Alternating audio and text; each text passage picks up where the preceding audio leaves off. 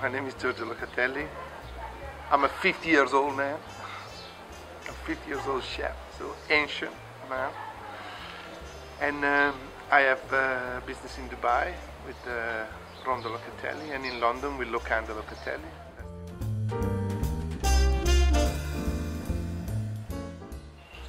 Well, first when I wear the first time the Savoy jacket, I remember just looking down with it, the Savoy. I never had a jacket with anything written on it.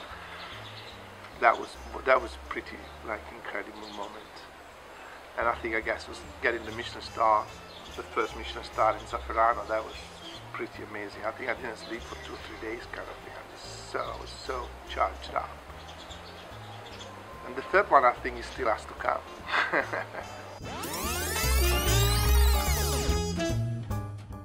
I grew up in a very small village called Corgeno on the shore of Lago Maggiore. Actually on the shore of Lago di Comabio, which is a small lake near Lago Maggiore, in northern Italy, very close to Milan, 1 hour from Milan. And you know, the village life is a very, very strange thing, especially, you know. I remember when I come back from London the first time after 9 months, I remember saying to my friends, you know, I live next to some people in the same, you know, next door to us, and I don't know them, I don't know who they are. I thought that was the most amazing thing, because in the village everybody knows who you are, who your father is, who your grandfather is, and make sure that, you know, any one of them is done a mess up, they would remember you or have a nickname for you for the rest of your life. So you can't escape. And yeah, I always like to think that I was a big escapist. You know. I used to run away when I was little all the time from the house. When they say, oh, go and cut your hair, you know, I would just go, oh, yeah, give me the money, I would just run away. Or something like that, go and get the train. I don't know, I always had this idea to move around and have a look. And my granddad built this hotel, which has 10 rooms and an area where we did banqueting, which is a lot of like weddings and anniversary and things like that. Weddings more than everything, because in Italy, you know, weddings are a very important thing. You know? And then we have a restaurant. I only started to cook with my grandma, which was a great cook. Never had a book or never had a recipe written down, but fantastic food for the whole family, especially on Tuesday when the restaurant was closed. And she's still an inspiration of what I do sometimes. I worked from the age of 6 in the kitchen all the time, because I was the smallest one of my brothers and my cousins, and so I wasn't allowed to go in the restaurant because I was messy and things like that. And so, you know, I would grow up in the kitchen with these chefs, then suddenly to me were you know, an incredible inspiration. And then, you know, I decided to leave, and by then me and my cousin had worked with one of the chefs, who was very, very talented guys, and we achieved a Michelin star in a restaurant, which was a great achievement for us. And well, I don't know, it felt like there was a little bit more to have somewhere along the line. Obviously, you know, my family didn't talk to me for 4 or 5 years because they thought I was such a traitor after we achieved that sort of Michelin star status in our own place, to leave and go and work for somebody else. They thought that was like inconceivable. But I think I did what I liked. And then, you know, I started to work in Switzerland, and I moved to England. I wanted to work so much at the Savoy because of something that I was reading when I was young. One of the first few books was D'Escoffier, so he wrote there when he was at the Savoy, so I wanted so much to work there, and the dream came true. I worked there for 4 years, then I went to Paris, in which, you know, I took a big break from Italian cuisine. I think for 8 or 9 years I didn't cook at all any Italian food. Oh yeah, just my day off or something like that. But I was enamored with this idea of the haute cuisine. So then I went to Paris, and I was there for 3 years, and I worked in 2, 3 Michelin star restaurants. And after that, I thought that, you know, that's enough now. I think now I have enough on me than I can do. And I thought the best place to show what I could do was London, because London is one of these, in Europe, possibly one of the very inclusive places. You know, after 6 months that you're in London, you feel like you are part of it. And, you know, Paris was a very devastating experience for me. It was not very good. felt like an immigrant and badly treated, badly paid all the time.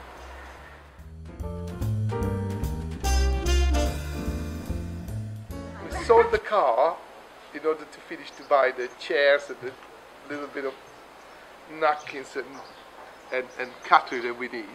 And then we managed to open this restaurant. And on the first day, nobody come in. No, the second day, a little bit of people come in. And then Plaxi went to the next door shop, and she said to me, you know, she likes you. Try to distract her. So, and she went here and says, can I make a photocopy? And she had made these things, and I distract the woman, because we literally really didn't have any money. Yeah. As we distract the woman, I don't know what did I say to her. She made like 50 photocopies instead of just one of these things. And then she went around, and we were in Little Venice, and she put all around the tree. There's this beautiful, you know, Little Venice, have you never been? It's like, it's got beautiful trees, but big trees like that. And she put these things with, like, we open a pizzeria, come around, and she puts it all over the place, you know. And from that day on, we were full every single day. Every single day. But after 2 days, the people of the council arrive and they say, you know, we found this thing hanging all over the place. You know, you need something, you need a permission. You can't just put things on trees like that.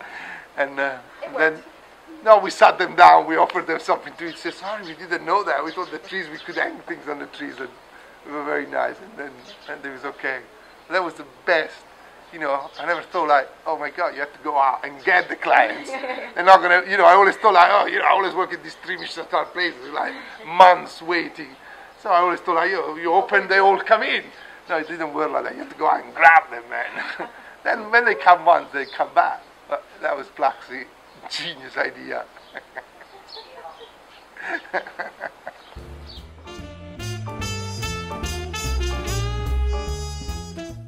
Also there I kind of realized that the restaurant were not just all about the food. Service was a very important part of that. Kind of like start to look out, you know, because when you're closing a kitchen for 18 hours a day, you actually think that at the moment you finish your dish and it's perfect, you push it out, the waiters take it, that's it, you've done your job. Unfortunately, it's not like that. Restaurant is all about many other things. Food is very, very important, but you know, it's just the rest that counts as well as important.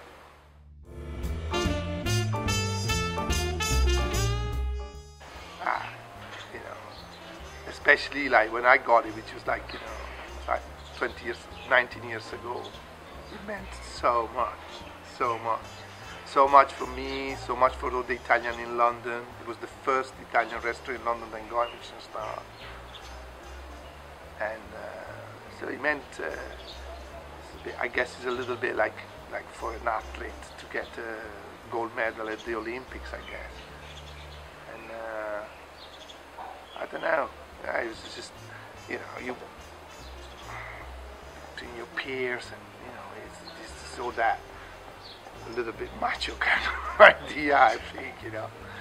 And, you know, it's just it was a massive thing. It was a massive thing.